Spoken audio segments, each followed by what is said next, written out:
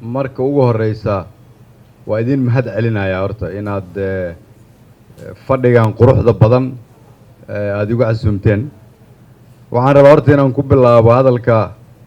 halkan waxaa fadhiya 4 xildhibaan oo 4tuba oo gabdho ah oo 4tuba ay ka soo jeedaan Galmudug.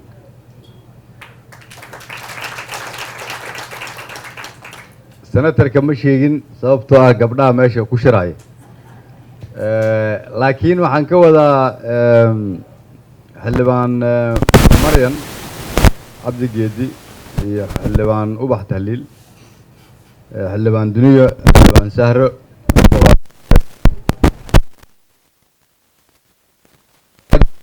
idinku matalayay baarlamaanka federaalka Soomaaliyeed. 7 kala ka maqan, 11 gabdhood ayaa ka soo gashay deegaanada Galmudug. 11kaas idinkay idin shaqeeyaan, 4 ka mid ah galabta idinkeena horta inaad la xisaabtantiin.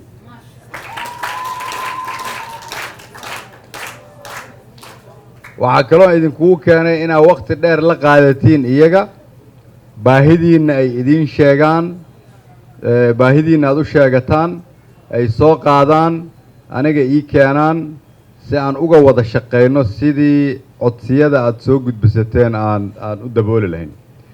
waa idin mahad celinayaa kulligiin, gabadhii walaashay halkan ka hadlaysay iyo gabdhihii kaleba oo caqliga iyo fikirka wanaagsan soo jeediyey. waxaan jeclahay marka hore inaan ku bilaabo, maalmahan waxaan socdaal ku maraynay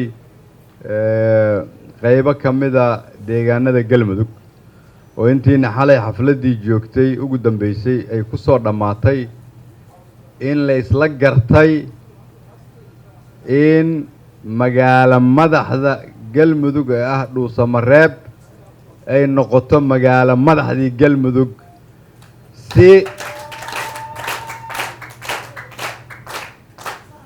si markaa hawshaasi ay u dhaqan gasho.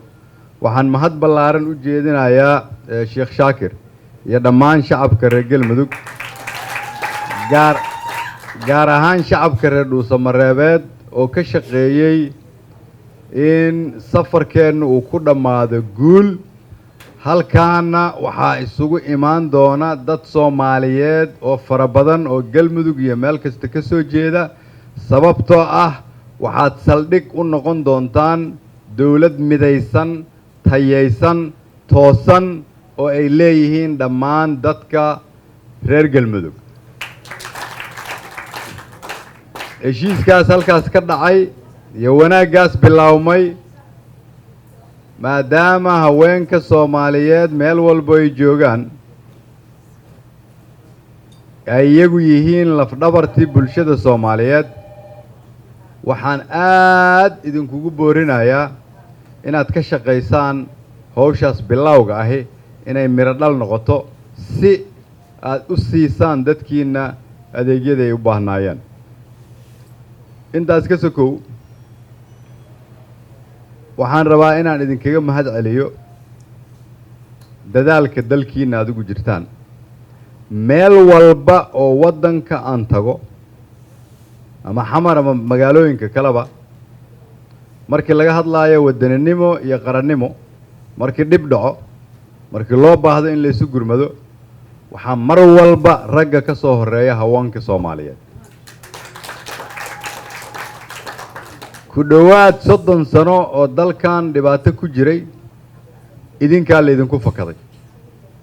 maadaama idinka la idinku fakaday, waxaan rabaa inaad ku dadaashaan midnimada idinka idinku hartay in dadka kalena aad gaarsiisaan. annagana waxaan caddaynaynaa inaan idinkala shaqayno wax walbo xuquuq ah oo aad leedihiin inaad heshaan haddii Ilaahay yiraahdo. ugu dambeyntii waxaan leeyahay rajo weyn ayaa u muuqata reer Galmudug iyo reer Dhuusamareebeed.